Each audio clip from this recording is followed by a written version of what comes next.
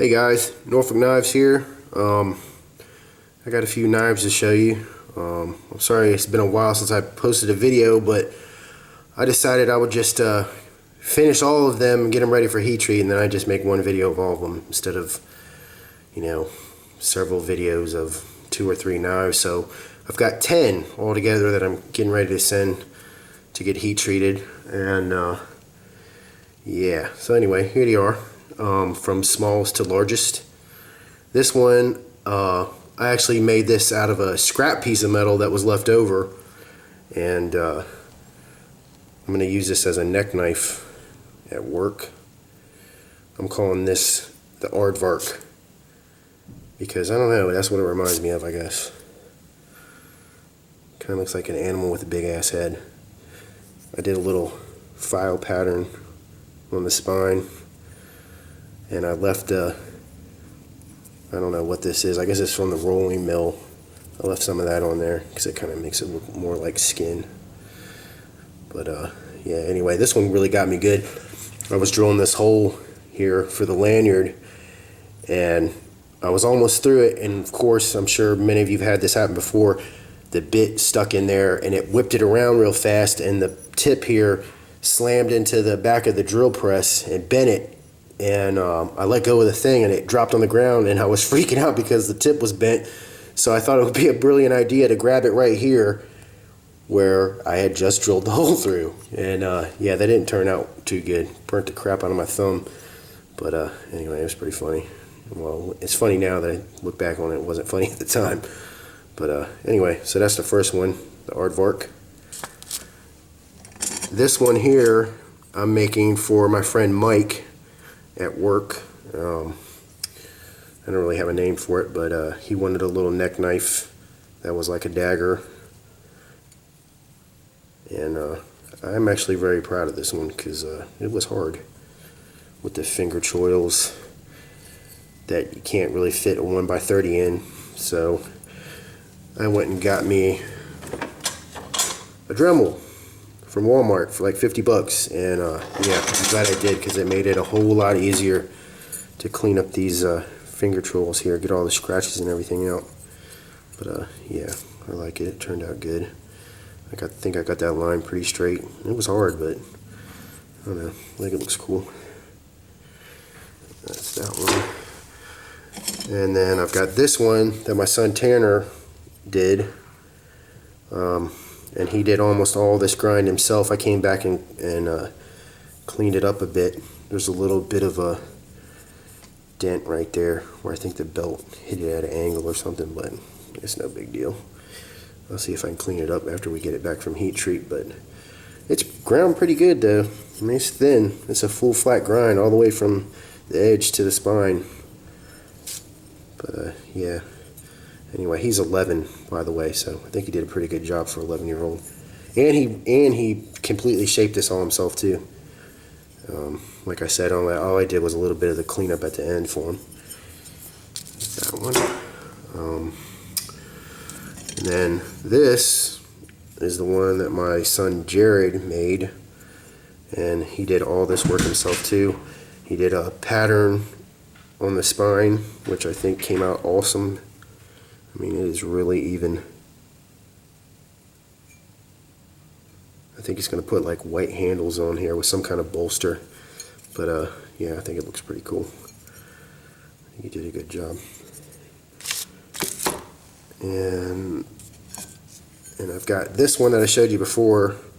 This is my L. Marshall Gavco tribute knife. And I'm going to use chain link bolts that I got from a bicycle shop that's down the street from my house, and I've never done that before, so I'm going to see how that turns out.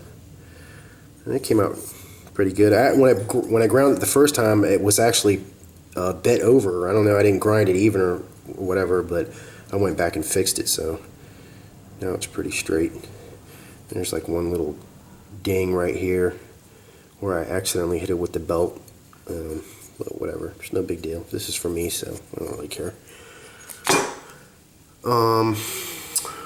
And I've got this, which is also for myself. don't really have a name for it, but I don't know. Looks like it would be a good like camp knife or something. It's got about a 4.5 inch long blade on it, and it's 1.5 inches pretty much from the top to the bottom. I really didn't waste any of the steel. All the steel I bought was 1.5 inches stock by I think 0.157. But anyway, yeah, I'm liking it. I think it looks pretty badass. And this one I'm making for my friend Michael at work. He wanted a hunting knife, or like a skinning knife, I guess, with a gut hook on it. And I've never done one of those before, but I think it came out pretty good. I don't have it ground all the way down to an edge here. I left it like that. I'll do that after it comes back from heat treat. But yeah, it was a little scary doing this part here with the 1x30. But I don't know. I think it came out pretty good. And I put a little, I can't remember what the hell that's called. Is it called Ricasso? I think it's called a Ricasso, but I put that in there because he liked that for whatever reason. But yeah, anyway, it came out straight too. This was hard. I was trying to smooth this part out here with the belt grinder by putting it at, like at a perpendicular to the belt, holding it flat. But man, I couldn't hold it right. So I guess I'm gonna end up just doing that, sanding this all down by hand after I get it back, because I don't see any other way to do it, because I can't really put it on the belt grinder long ways, obviously, because of this. So, but yeah, anyway, I brought it to work, like this, and showed it to him. He was pretty psyched about it, so that's cool. And this one is for my friend Vernon at work. Yeah, like for everybody at work. This is just like my zombie knife that I made before, except this one, you can't really tell in this video, but this one is actually bigger. The handle's bigger because my friend is 6'5" and he weighs about 325 pounds. He is truly an enormous human being. He has giant banana hands, so he needed a bigger handle, so that's what I did. But yeah, it's pretty much exactly like my zombie knife. I mean, I pretty much just traced out the shape of the blade and just elongated it a little bit and made the handle a little bit longer. But other than that, it's pretty much the same. And lastly is a kitchen knife that I made for my fiance, Tamara. And I kind of made it like that, kind of like a sushi knife, like a Japanese style. Except it doesn't have a chisel grind. It has a full convex grind on it.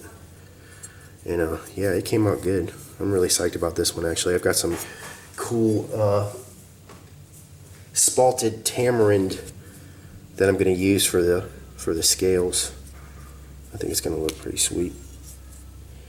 But yeah, anyway, this is for my fiance. And yeah, I like it. And tell me what you think. I do actually have one more knife, but I can't show you that one because it's for my buddy over at Faction Knives, Braden, and he does not want to see it until it arrives at his door. So hopefully, I'm sure when he gets it, he'll make a unboxing video, and then you can see it then. And I hope he likes it. I think he will. But yeah, anyway. So anyway, that's what I got. Let me know what you think, and definitely go check out Braden at Faction Knives. He's a great guy. He's been real supportive of me. And yeah, anyway, that's all I got for now. So, thanks.